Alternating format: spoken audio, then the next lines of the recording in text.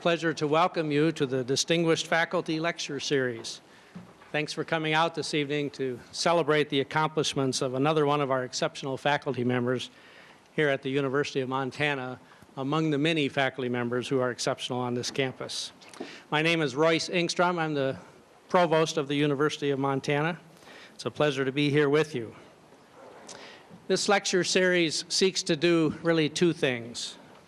One, to serve to recognize those members of the university's greatest asset, the faculty, and the individuals who make up that faculty and who have distinguished themselves in a variety of ways.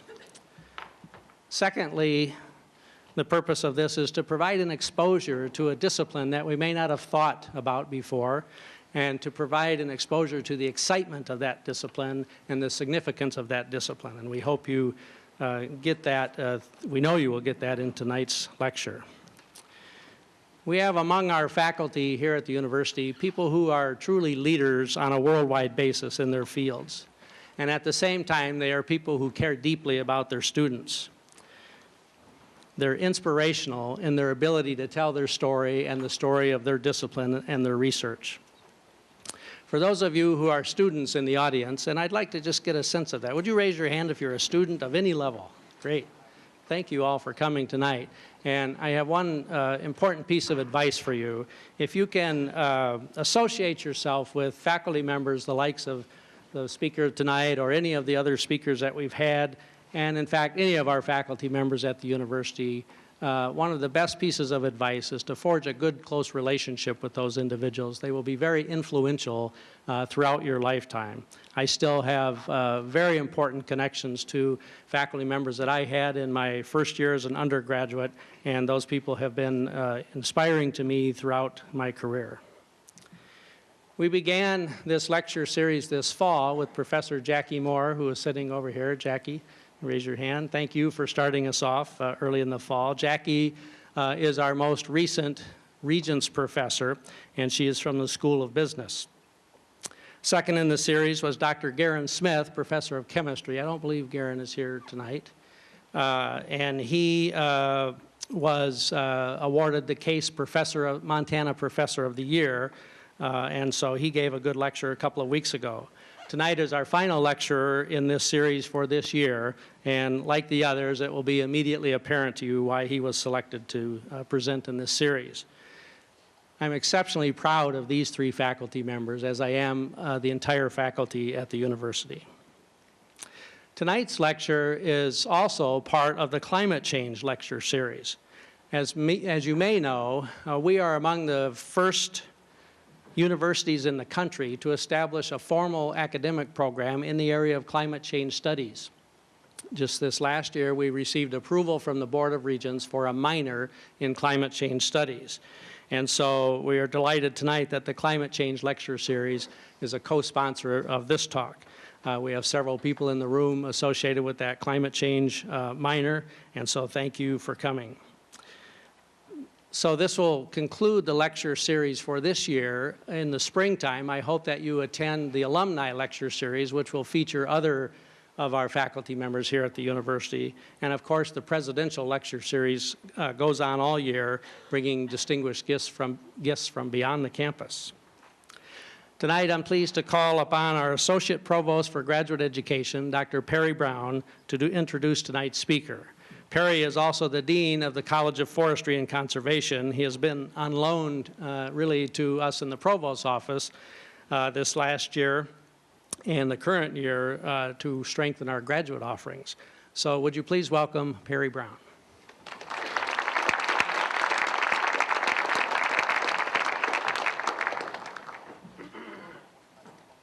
Well, good evening to all of you. This is a real pleasure to be here tonight to introduce our speaker. I had the fortune of being able to hire Scott Mills 15 years ago, and the decision to hire him has been reaffirmed nearly every day since then. He is an outstanding colleague and what I call a complete professor. He does it all, and he does it all with excellence. We honor him with this lecture this evening, partly because he was awarded a John Guggenheim Fellowship for 2009. But there is even more, as Scott is a professor who is being recognized and honored for the work he has done over many years. Early in his career, Scott was honored by the students of the University of Montana as the Silent Sentinel Professor of the Year for excellence in teaching. Also early in his tenure at UM, he was named an Early Faculty Development Awardee by the National Science Foundation for excellence in research and great promise for his future. He remains a top teacher and researcher and has added significant service accomplishments to his portfolio. Resulting from the outstanding work that he has done, Scott has testified in front of the U.S. Congress, served on committees for the National Science Foundation, the National Park Service, the U.S. Forest Service, the International Whaling Commission, and the National Marine Fisheries Service. He was on the Board of Governors for the Society of Conservation Biology, a member of the Western Governors Association Policy Working Group on Climate Change Effects and Wildlife, and was a contributor to the North American section of the reports of the International Panel on Climate Change. In addition, his work has been covered by many media outlets, including The Nature of Things with David Suzuki, Discovery Channel Canada, National Public Radio, Science News, Science, and many popular magazines and newspapers. Lastly, in introducing him, I want to make a few comments about his Guggenheim Award. Only a very small proportion of all people considered for Guggenheim Fellows are awarded one. And for 2009, Scott Mills was the only Montanan selected for a Guggenheim. Fellows are selected annually on the basis of impressive achievement in the past and exceptional promise for future accomplishment. Upon receiving the fellowship, Scott humbly indicated that it is an incredible honor that unexpectedly puts me in the rarefied air of the country's top scientists, scholars, and artists. It speaks highly of the world-class status we have at the University of Montana in the Wildlife Biology program and the College of Forestry and Conservation.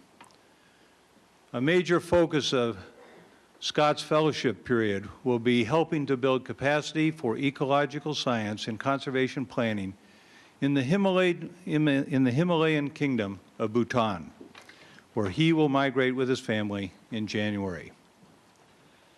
To finish this introduction, I want to indicate that Scott has experience across the country and across the world. As one indication of this geographical breadth, he has degrees from North Carolina State University, Utah State University, and the University of California at Santa Cruz. Tonight, he will speak with us on the topic, Wildlife Biology in a Changing World. I give to you Scott Mills, an extraordinary professor.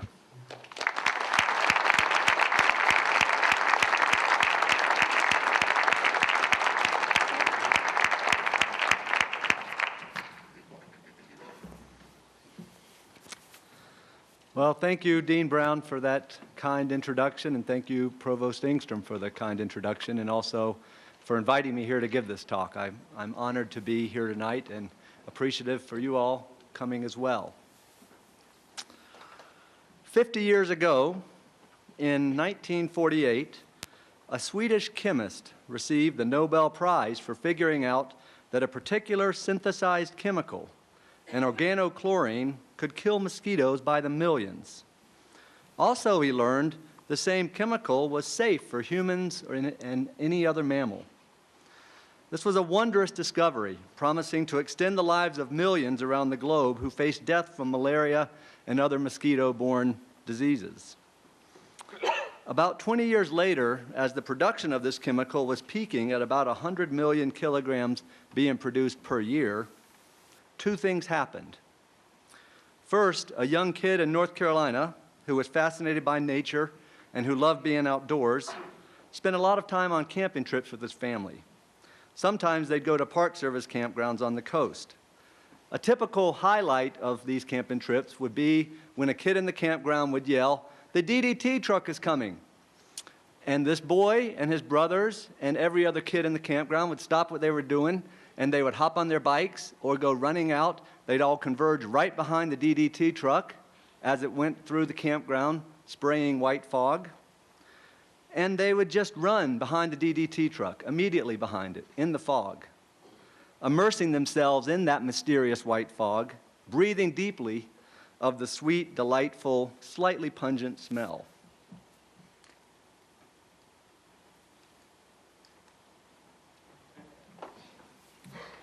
This picture appeared 20 years before that in National Geographic, and it's a picture of kids on a beach in New York, also playing in the white cloud from behind the DDT truck.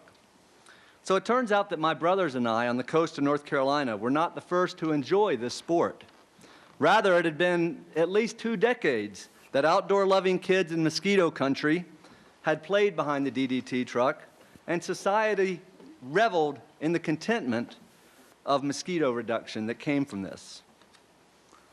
Of course, I said there was 2 things that happened in the late 1960s. The second thing that happened was that biologists discovered that DDT was not soluble in water, but it was highly soluble in fats, so that it accumulated in the eggshells of predatory birds.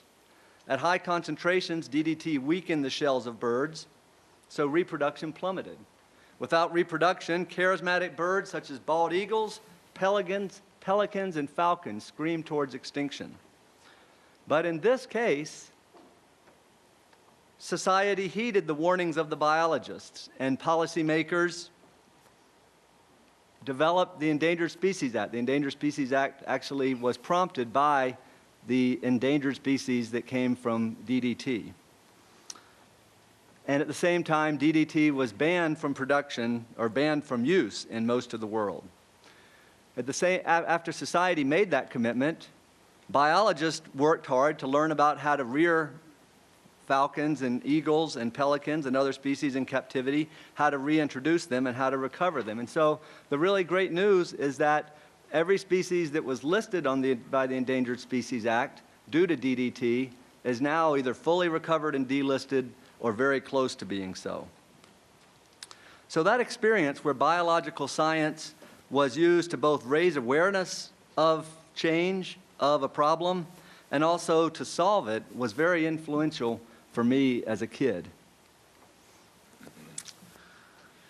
And so now I have the greatest job in the world because I get to learn, I get to get paid to figure out how nature works and then think about how to convey that knowledge not only to students but also to apply it in the real world to land managers, politicians, and the public.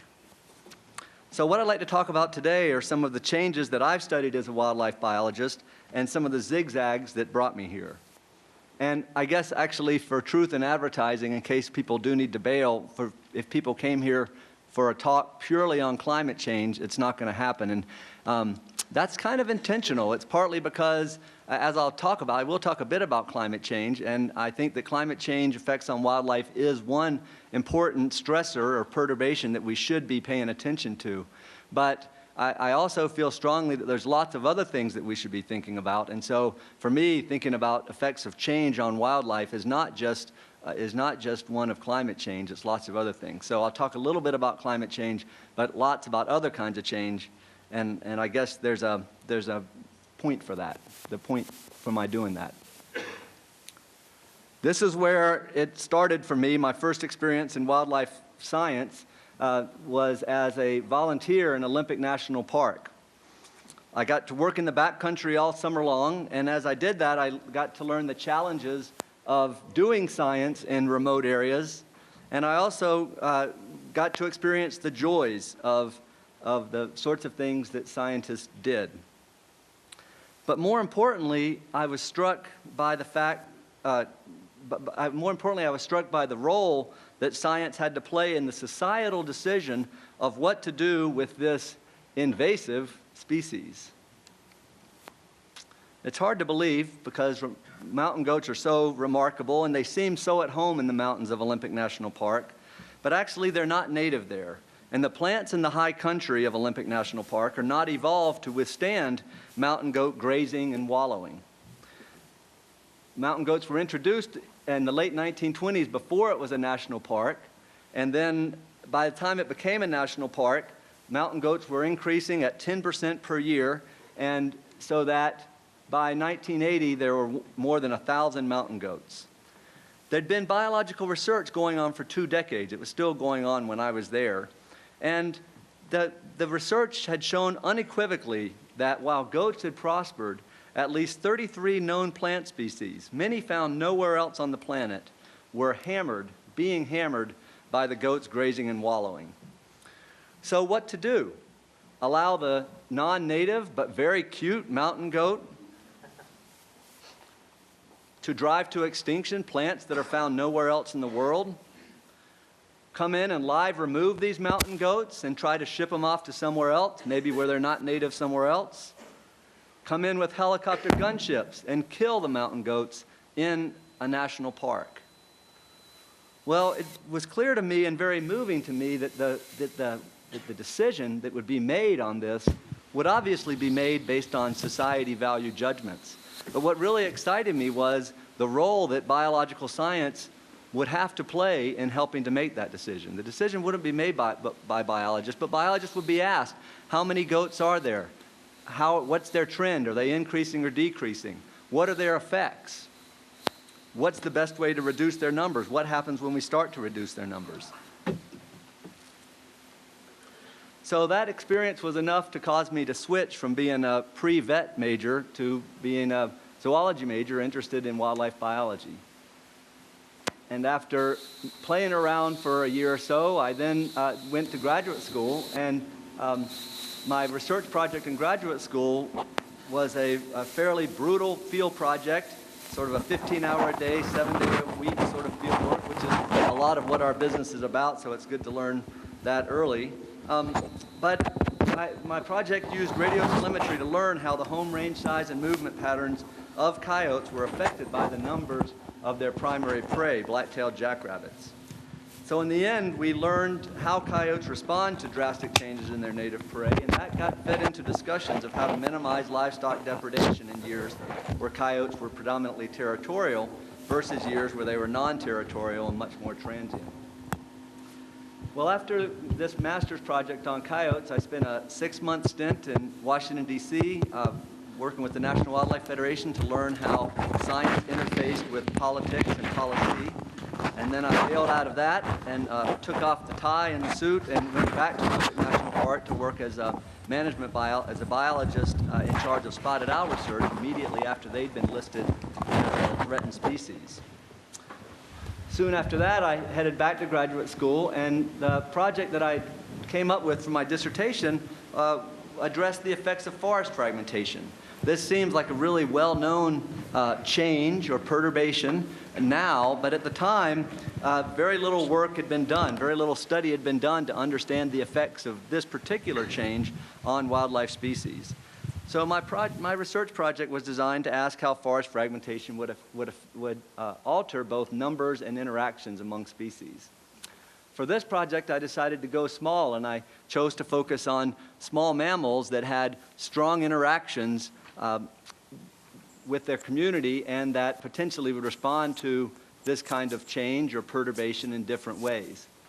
The first species that I focused on is the California redback vole. This is in the genus Clethrionomus. This is not your garden variety vole. This is not the vole that eats the roots of your apple trees or that gets into your garden. Those are nasty microtosols. I'm just kidding.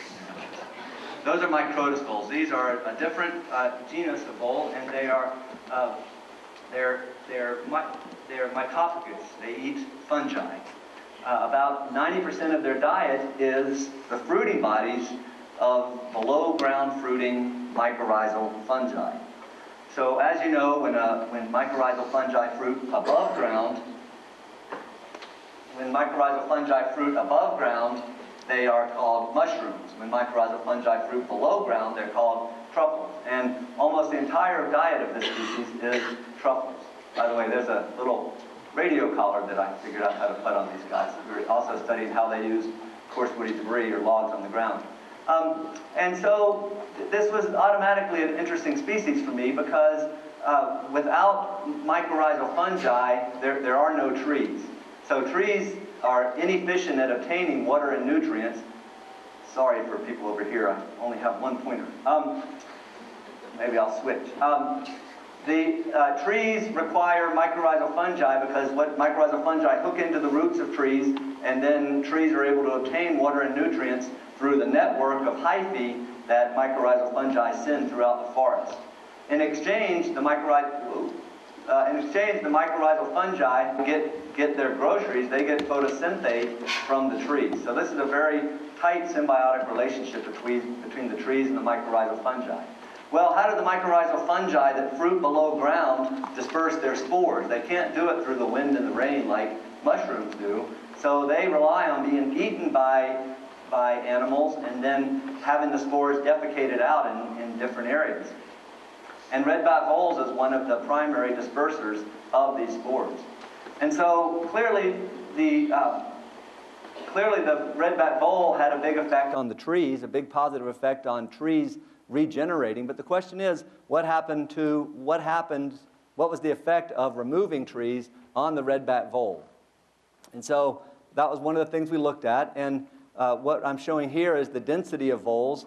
And the first bar is the density of voles on clear cuts. And you see that voles are very rare on clear cuts. The last bar is the density of voles on control areas, unfragmented areas. And you can see they have high densities there. And then on the fragments, the forest fragments surrounded by clear cuts, voles are also present, with more voles being found in the interior of the fragments and fewer being found near the edge.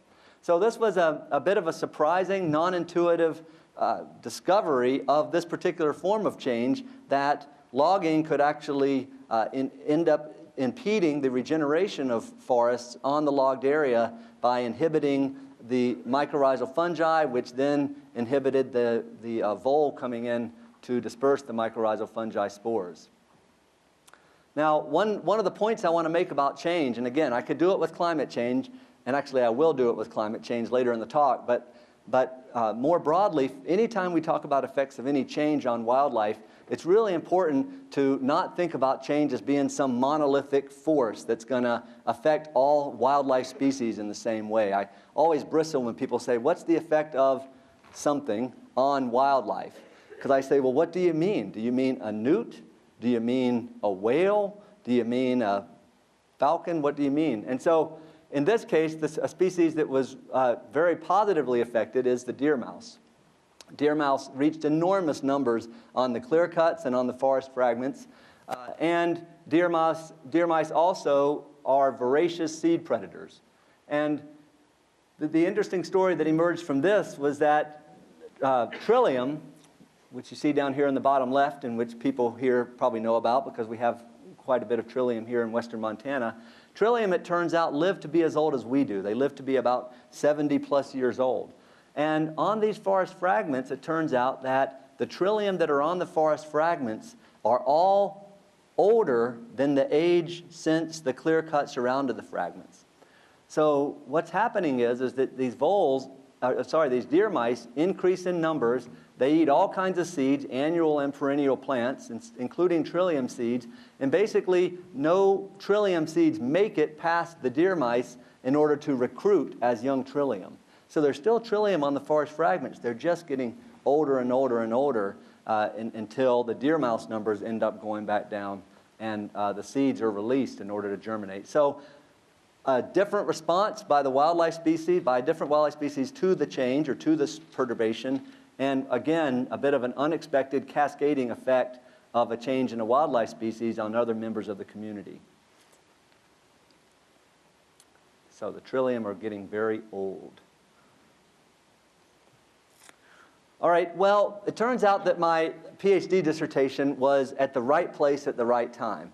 Two amazing things were happening in biological sciences. One was that the availability of computing power, of desktop computing power, had been fully embraced into sciences, really all the sciences. But what that meant in biological sciences is that there was now incredible developments in computational, statistical, mathematical approaches to actually be able to understand complex population dynamics and complex community dynamics. In short, we had much better quantitative tools to understand the complex things that happened in wildlife biology. The other big development that was happening exactly at the same time were big advances in genetic analysis. And with your permission, I will not talk about any of the quantitative stuff, but I will talk a little bit about the genetic analysis. Although both of them I've been very excited to continue using throughout my career. The thing you need to know about genetic analysis is before this time, if you wanted to know anything about genetic structure of a wild animal, you had to do two things. First of all, well, maybe three things. First of all, you had to go out and kill it. Second of all, you had to pull out its brain, heart, liver, or other protein-rich organ, because those were the only genetic techniques that were available to use. And third, you had to end up using genetic techniques that were pretty coarse. They just looked at the protein products, and they didn't really have high resolution to be able to understand subtle changes in genetic variation that came from recent changes due to humans. But that all changed with the invention and the widespread availability of the polymerase chain reaction. So the polymerase chain reaction allowed scientists to actually look at the DNA. Amazing, to look at the DNA, and furthermore to look at DNA from very small, very old, very degraded samples. And I just want to really briefly sort of say, and for those that don't know what polymerase chain reaction is, because it is now so fundamental in so many fields, I mean, in a nutshell, you isolate DNA, and it's okay if you only can get a small amount of DNA, and then you basically photocopy it. You break apart the double strands of DNA, and then, this part blows me away, you add into the tube the building blocks of life. You add in nucleotides, adenine, thymine, cytosine, guanine. You just buy them from Fisher, and you dump them in the tube. It just blows me away. I mean, all life on planet Earth, that's all they have, are those nucleotides, and there you are, dumping them in the tube. And then these primers attach, and basically what happens is the building blocks of life attach to the broken strands, and you've just doubled your number of DNA. You keep doing that, splitting the strands and photocopying them, and you can get a billion or more fold increase in your amount of template DNA. So this blew apart our world. It opened up the world of historic and non-invasive sampling. Now we could ask, what was genetic variation like way back when? What was it like 10 years ago? What was it like 1,000, 10,000 years ago? And how does it compare to now? And then it also let us obtain DNA, genetic variation, assay genetic variation in samples of very low quality and low quantity. It let us sample animals that didn't like to be sampled. We could find anything they might leave behind. Any little scrap that they might leave behind, we could find it, and we could learn things about the animal. All we need is a bit of blood or hairs or urine. Actually, I have to always laugh. I have to tell you this side story. Sloughed skin, you know, like dandruff works. And I was at a whale meeting one time, and I asked this guy, the whale people were the first ones to use non-invasive DNA sampling to estimate population size. And in their scientific paper, they say they use sloughed skin to get a DNA sample from it. And I was talking to the guy that published that paper one time, and I said, so Scott, I said, that sloughed skin, that's basically dandruff, right? And he said, yeah. I said, what's that like for a humpback whale? And he said, well, they come up and they splash back down and they leave their dandruff behind. And I said, what's dandruff look like? He's like a piece of sheetrock. So that's whale dandruff. And so since 1990, I've embraced these genetic methods and the quantitative methods, but we're staying away from those, combining those with field studies to understand wildlife populations. And what I'd like to do is briefly talk about 5 examples of doing this. First, go back to our old friends, the redback voles, and remember they had high numbers on fragments, but remember they had very low numbers on the clear cuts surrounding the fragments. So the question is are they isolated? Are the fragments like an island and the clear cuts like an ocean, and are these animals losing genetic variation by being on these fragments, by being isolated? And if we measured heterozygosity, which is on the y-axis here, which is a measure of genetic variation, and we did it for 2 fragments and 2 controls, and you can see that there's just no difference. And so the conclusion here is that it's good news that the voles are maintaining their genetic integrity despite population fragmentation. Actually, I guess while I'm wired now, I can move around a little bit.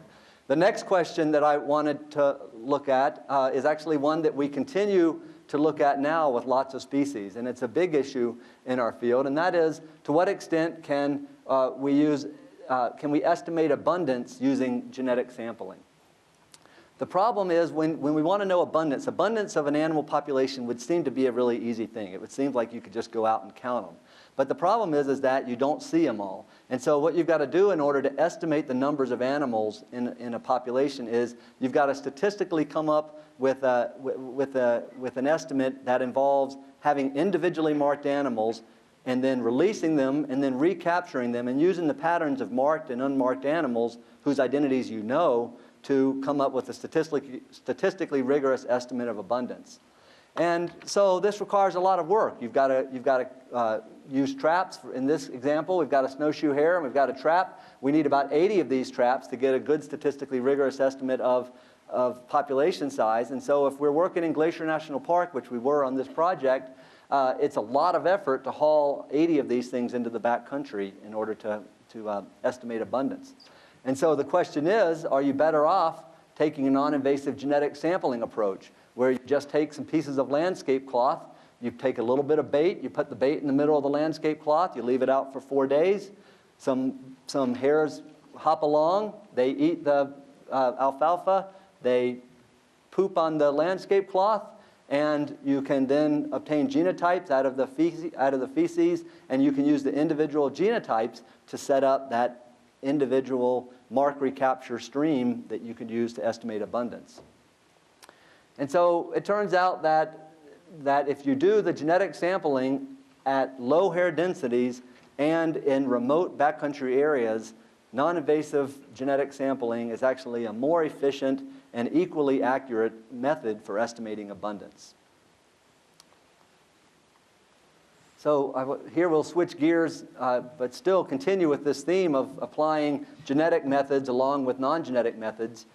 My student, Tammy Mildenstein, has been interested in 2 species of fruit bats in the Philippines. These are amazing creatures. They have wingspans of about 6 feet. They're often called flying foxes. They roost together, these 2 species do. It's hard to tell them apart unless you really are very careful. But one species is endemic and declining, heading precipitously downwards. The other species is prospering. Hard to tell them apart, and the questions are, why is it that one species is doing so well and the other is not? And so Tammy's already used radiotelemetry to understand something about where these animals go. Now she's collecting feces from underneath these roosts, where both species roost, and she's using that to try to understand how many of them are there now, how many of them have there been historically, how much are they moving between the different islands in the Philippines. The last 2 stories of this about genetic methods that I'd like to talk about both have to do with the Canada lynx, a species which we know well here in western Montana. And the first story has to do with the simple question of where are they distributed across the United States. Of course, lynx were listed in the year 2000, and even when they were listed as a threatened species, nobody really knew where they lived. Which is a bit discomforting to not even know where they are, much less how many of them there are. And the reason for that, of course, is that lynx, like many large carnivores, are just darn hard to sample. They're elusive, they don't want to be caught, and they're at relatively low densities. And so on this project, I worked with Kevin McKelvey and his group at the Rocky Mountain Research Station with the Forest Service here in town. And these guys developed a method of obtaining hair from lynx. So this is the hair pad. We had 22,000 of these across the northern United States. It's a 4x4 inch piece of carpet with nails through it, and it's sprinkled with bait, and it's nailed at knee high. You can see it there on the tree. That's the pad. And the idea is that lynx either see this visual attractant, the pie pan, an old trapper trick, or they smell it, and then they come up and they just do what cats do. They just rub up against it, and when they do, they leave hairs behind. And when they leave their hairs behind, we then developed a diagnostic DNA test to be able to tell what species left the hair. is it a lynx, bobcat, cougar, grizzly bear, or what? And this was successful. We put out more than 20,000 of these rub pads. A lot of people were involved in this, people all over the northern United States, putting these things out, 13 states over 3 years, and we learned a lot about where lynx are distributed. This also is, though, there's more to this story, which I suppose reinforces the importance of high-quality science and the interest of society in wildlife science. And this is the one that sent me to Congress. Perry mentioned that.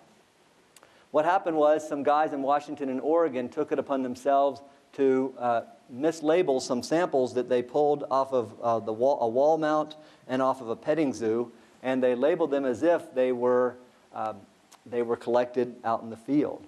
And so a huge political brouhaha blew up. And I won't go into it, except for I'll say that it sort of culminated in this testimony to Congress, and I think it ended in a really positive way. It ended with Congress, I think, being convinced that indeed what these guys did was wrong by any standard. What these guys did violated any ethical standard that scientists should have in terms of handling the integrity of the data. On the other hand, it also the integrity of the study overall, and particularly the use of non-invasive sampling to understand the distribution of wide-ranging species, was upheld.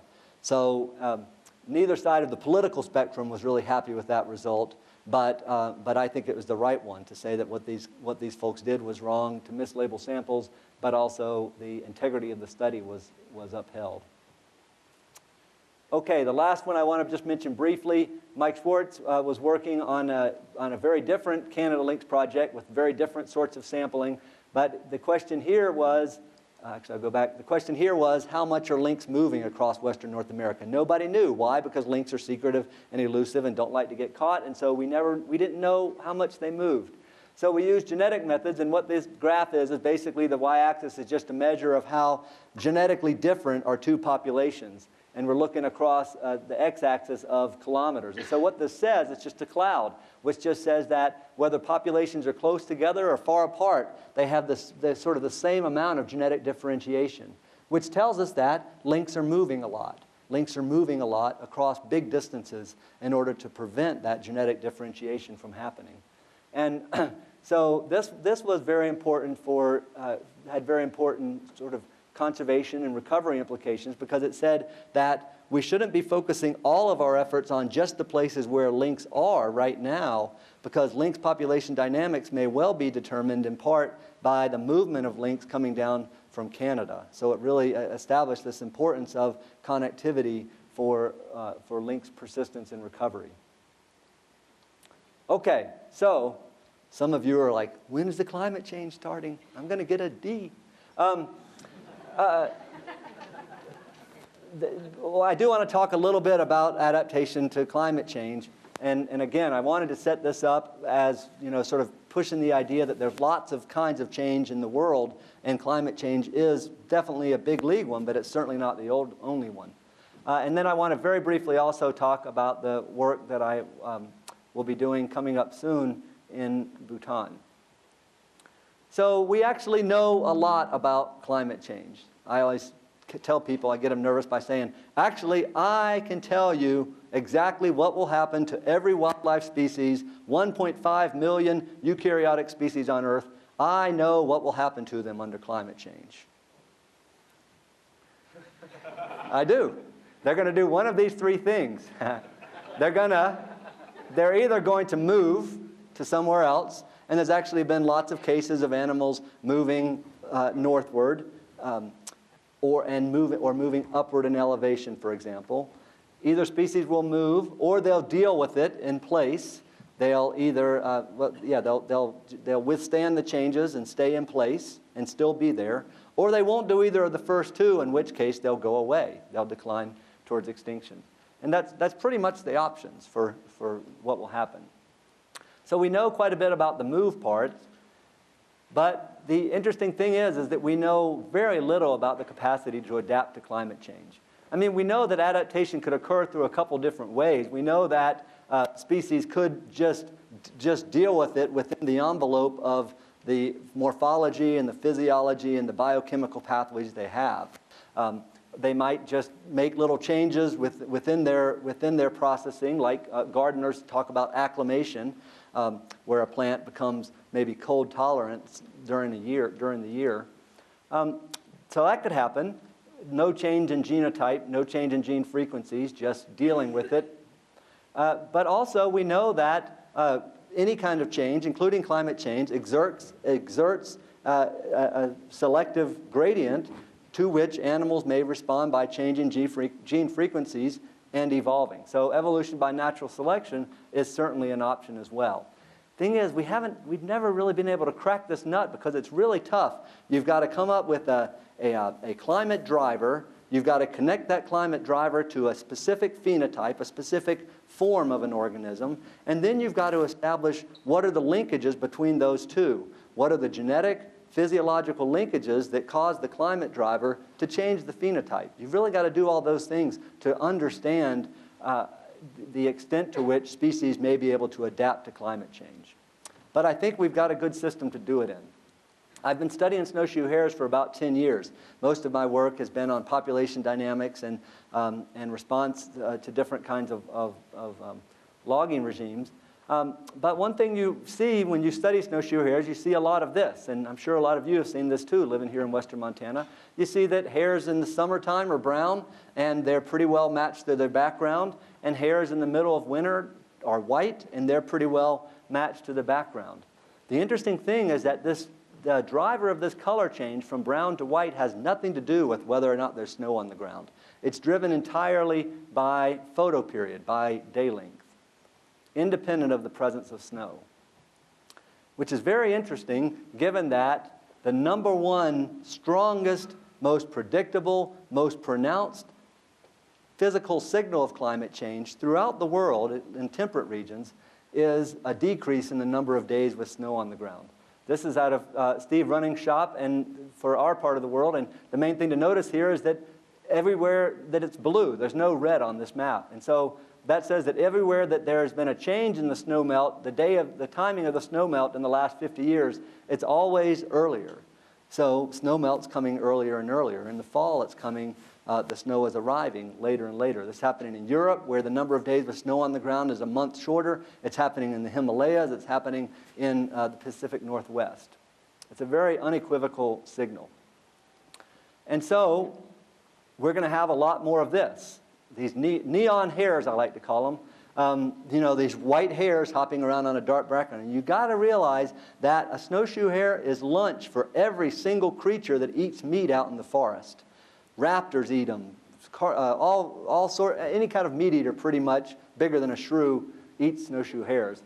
And so, it's kind of almost embarrassing, when we're doing field work and you walk along with telemetry and you see a hare like this sitting real still, acting like it's hidden. You kind of just feel like you've walked in on somebody in the shower. You kind of want to look away, and you're kind of embarrassed for them. But the question is what's going to happen? What is the cost of that mismatch? How much will survival be affected? How much will population dynamics be affected? And then equally important, possibly more important, is this question of adaptation. Will snowshoe hares be able to adjust the timing of their color molt through phenotypic plasticity and or evolutionary change to adapt to climate change? And I want to really emphasize that that could be the case. This is not at all, in my opinion, a gloom sort of doomsday scenario. There's lots of reasons to think that hares actually may be able to adapt and that other animals may be able to adapt, in this case, the timing of color molt. But to do it, we're going to need to line up all those pieces. So I've brought in lots of help from the UM campus here. Steve Running's going to help with the snow downscaling models. Doug Emlin's going to help measuring selection. Kriya Bruner with determining the physiological mechanism of the coat color change. And Jeff Good, who's not even on campus yet, is going to help. He's a new hire, is going to help figure out the genes that are causing these changes. And I just wanted to show you this. This is just fun. I had a few radio collars left over from a previous project, so this fall we've been going out and every week taking pictures of hares to look at their coat color and also the background to see if they're mismatched. And so this is hare 1333, middle of September, completely brown. A couple weeks later, you can see a little bit of white here, lightening up, and white in the ears. We were setting traps to catch other animals to put radio collars, so sometimes we caught animals that were already radioed. That's why these are in traps. But you can see a little bit more white and lightening up here. By October 24th, you can see it's substantially white. October 30th, there's just a little bit of brown left on top of the head. Otherwise, it's light gray. And this past weekend, this is indeed a white hare on what was this weekend. It was just sprinkling snow, but not snowing constantly on a dark background. So what will happen? Well, we've got to figure out the physiological mechanism. I'm not going to go through this. I'm going to just say this was developed by Kriya Brunner to sort of think about how the mechanism might work. I wanted to say that it's amazing. Nobody has studied this in any color-changing animal. Ptarmigan, you may know, change. Arctic foxes change colors. Weasels change from brown to white. Some species of lemmings change from brown to white. Lots of lepus, hare species, change from brown to white. And nobody knows how it works or what are the consequences of mismatch. So we don't know what the mechanism is, but our best guess is this, and I won't go through it except for to just say that hormones like melatonin, which many of you know is released more as the day gets longer. Melatonin affects melanocytes, pigment directly. It also initiates cascades of different hormones that turn on and turn off and end up producing brown or white hairs. So this is the world we're going to be drilling into in the next couple of years, we hope. It's very interesting, as I was writing this grant, to find Newsweek magazine cover it. This is our project they're talking about here. And they do talk about our project, but and the thing is the article itself was pretty good. The article conveyed this point that hares may be able to adapt and they may not. The title, though, was a little, I thought, well, I guess they're, it's a title, right? So they make it seem pretty extreme, that depend on the fate of the vanishing snowshoe hare. Well, we don't know that they're vanishing, and in fact, we're just starting this research project. And of course, hares are not rabbits. There are no seasonally coat color changing rabbits. Hares are not rabbits. So my answer to that is maybe, maybe not. I mean, for sure they're not rabbits, but maybe they're disappearing, and maybe they're not, and maybe they'll adapt, and maybe they won't. All right, one other little bit of change on this topic of change, though. Remember I said how change will favor some species and not favor others, and this is a study we did back to the Olympics for me. I figure I have the ideal job. I get to live in Missoula and go do research sometimes in Olympic National Park. These are amazing creatures, these marmots in Olympic National Park. They have a different number of chromosomes than any other marmot species. So they're truly different species. And you would think these would be prime candidates to be affected by climate change. After all, they're on a peninsula. They can't move north because they'd move into the Puget Sound. And they rely on snow covering their burrows when they hibernate for 7 months out of the year. But it turns out that we threw lots and lots of stuff at them. And we did genetic studies, we did marker capture studies, we implanted with radio telemetry. We learned a lot about marmots. And what we learned was that they are declining precipitously, and it has nothing to do with climate change. Do you see what it has to do with? Coyotes. Coyotes have just invaded the high country of Olympic National Park in the last 20 years, and they are clobbering these marmots. Why? It goes back, this was very wild for me, because it goes back to that time as a sophomore when I was watching those mountain goats in Olympic National Park and thinking, wow, these plants don't have a prayer making it against this mountain goat to which they've never seen in their evolutionary history. Well, it's exactly the same thing here. Marmots have never seen coyotes. They don't really have any terrestrial predators that have eaten them over their history. And so they just are clueless, kind of like this guy. They just get really hit hard by coyote predation. So once again, here comes the societal value judgment. What do we do about this? Do we let an invasive species drive an endemic species to extinction?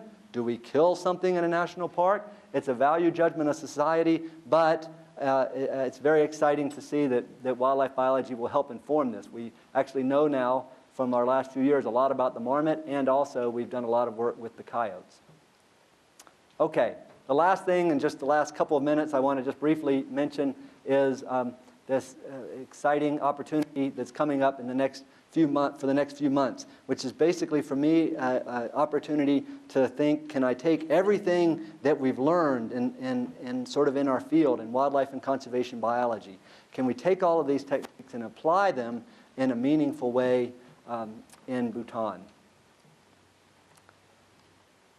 So I want to especially thank Sewang Wangchuk, who's doing his PhD with me using non-invasive sampling of snow leopards, and Timpa, who's now finished his master's and is now the first faculty member in wildlife and conservation biology in Bhutan. They are responsible for drawing me into this and also for providing most of these beautiful pictures I'm going to show coming up. Bhutan is a tiny little country sandwiched between China and India. It's 1/8 the size of Montana, but it goes from the lowland plains that are adjacent to India all the way up to the high Himalayan peaks, all in this one tiny country. The country is predisposed towards conservation. It's a Buddhist, Buddhist is the predominant religion, and a reverence for all life is very strong. And as a result, and as sort of an indicator of that, the country is 3/4 forested, with 1/3 of it in either protected areas, formal protected areas, or biological corridors. And the biodiversity is just phenomenal. Elephants, langurs, tigers, snow leopards, this one in a tree, takin, the national animal of Bhutan. Remember I said it was 1/8 the size of Montana, and yet there's more mammal species than Montana. There's 3 times as many bird species, and they're finding new species all the time there. So truly a remarkable biodiverse place with a commitment to keep the biodiversity in place, but also a desire to modernize. The country has recently gone from a monarchy, very peacefully gone from a monarchy to a parliamentary democracy, and they're very interested in modernizing. That includes urbanization, it includes hydropower, it includes mining, potentially it includes logging, it includes doing these things, but they want to do it with an eye towards keeping the biodiversity that they have, the remarkable biodiversity they have.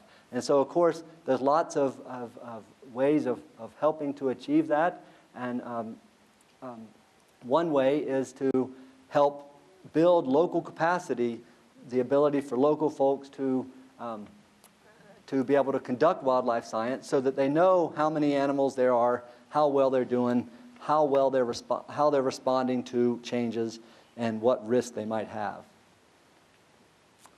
Okay, so through this talk, I've only barely touched on the kinds of issues that we work on here in the wildlife biology program.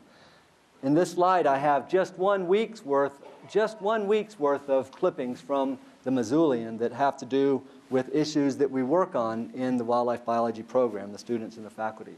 I also snuck in some from that obscure East Coast paper that are directly talking about the wildlife biology program here at University of Montana.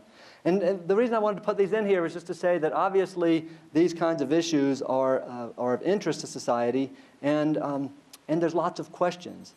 But the point that I want to make is that the answers to these questions do not usually emerge from intuition or common sense or emotion, no matter how fervently some people wish that they would emerge from those things.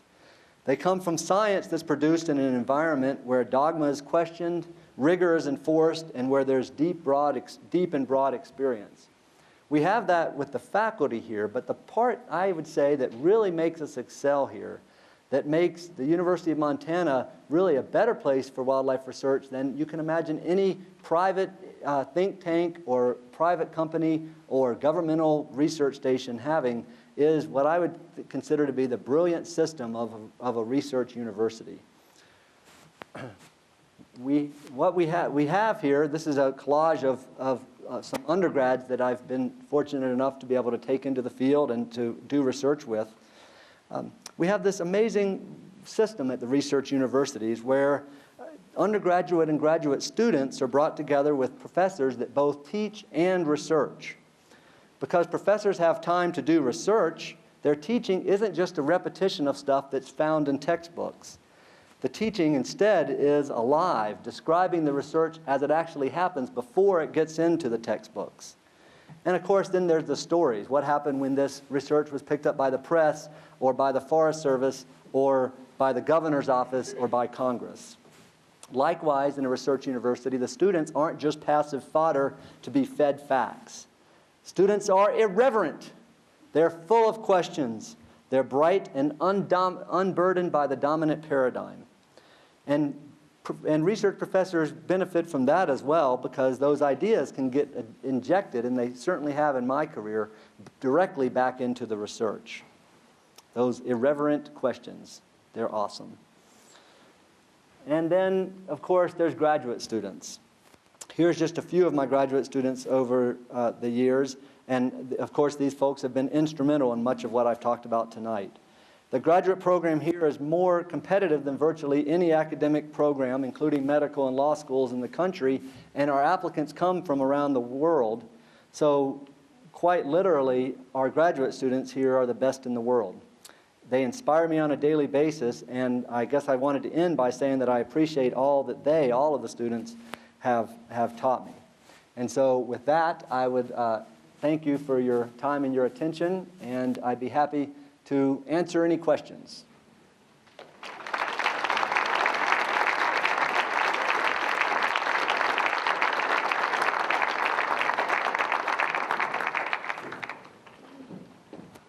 Well, let me just thank Scott for that, and let's see if anybody, I know a few of you have other lectures to go to and things, because there's a full slate tonight, but do we have some questions from anybody here? Let's go right over here first.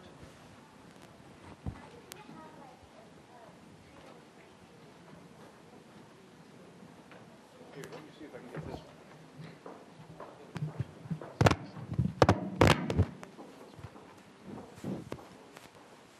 one.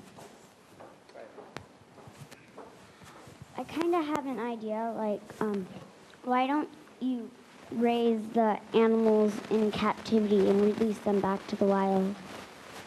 Okay, why don't I raise animals in captivity and release them back in the wild? It's a really good question, and we definitely do a lot of that in wildlife biology. The story that I started with at the beginning, with talking about like peregrine falcons and bald eagles that were almost extinct from DDT, the way they came back was that very hardworking people figured out how to raise them in the wild, figured out how to raise them in captivity, put them back in the wild, get the adults to accept the eggs, and that was key to the recovery of those species. So we do that a lot. We try not to raise animals in the wild unless we have to, because there are some complicating issues that come with raising them in the wild. So we'd rather not have to, or raising in captivity, we'd rather not have to bring them in captivity, but we definitely do. And so it's definitely a career option for you. I'm right here. What was causing the foxes to move into the Olympic National Park? Oh, the coyotes? Or the coyotes, sorry. Yeah, that's okay. Coyotes do what coyotes do. And a couple of things that coyotes do is reproduce. 3 things they do is reproduce, survive, and disperse. And so I think it is actually a complicated question. But coyotes tend to be a little bit like the deer mouse in that they tend to be subsidized by lots of human modifications. They tend to do very well in a human-modified landscape. And so what we've seen with coyotes is they're spreading all over the United States. And so I think they've just spread. But it is an interesting question. It's actually one we're interested in, because one alternative is that some lost coyote stumbled up into the high country of Olympic National Park, and all the coyotes up there are descendants of the one that happened to make it there. Okay, that's one option. And if that's the case, then the Park Service could go in and remove just those coyotes that are the offspring of the founding coyote, and the problem would be solved, right? That's option 1. Option 2 is that coyotes are just pulsing onto the Olympic Peninsula, and they're just coming on a regular basis into the high country, which means that any kind of coyote reduction program would have to be long-term and sustained. And we know from experience that it's hard to reduce coyote numbers if they're pouring into a place. And so actually we're interested in using genetic tools to address this question, because there'd be a different genetic signature if coyotes had just come on the peninsula and then basically been isolated, and their offspring are the ones that are there, from a constant and continuous pulsing on of coyotes.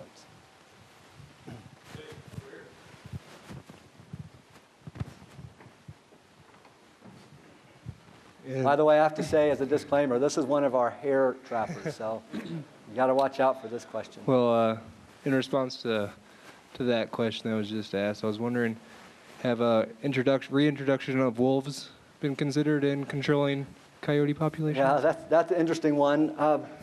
This is, it's great to be a professor, because you can answer those kind of questions and not really worry about getting fired. If you work for people who work for government agencies, I can't answer that question.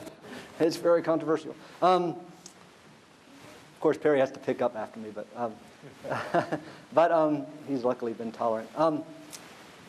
People have talked about that. They've said, well, why don't we reintroduce wolves into the Olympics, and then they'll get rid of the coyotes. But there has been active discussion in the park of reintroducing wolves. But the thing is that you can agree or disagree with reintroducing wolves into the Olympic Peninsula.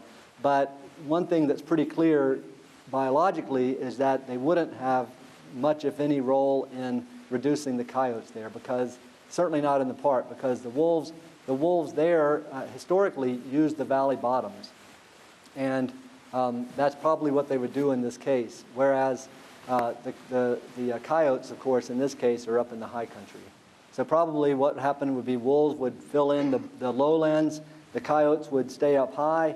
Now, it might reduce the movement of coyotes if they are continuing to pulse onto the peninsula. It might reduce their number, or it might tend to reduce that, but it wouldn't get rid of the coyotes that are up high already.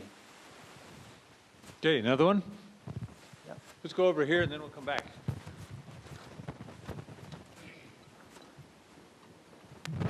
Thank you.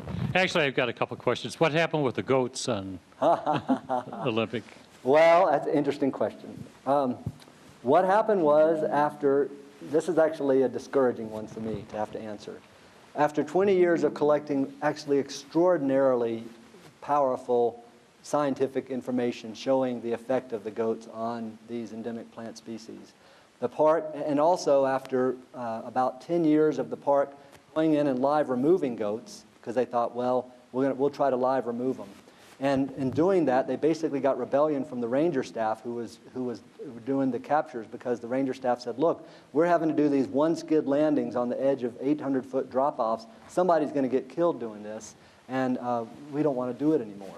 And so the park considered all these things, the damage done by the goats, the difficulty of live removing them, and the park's EIS came to the conclusion that goats needed to be killed by marksmen.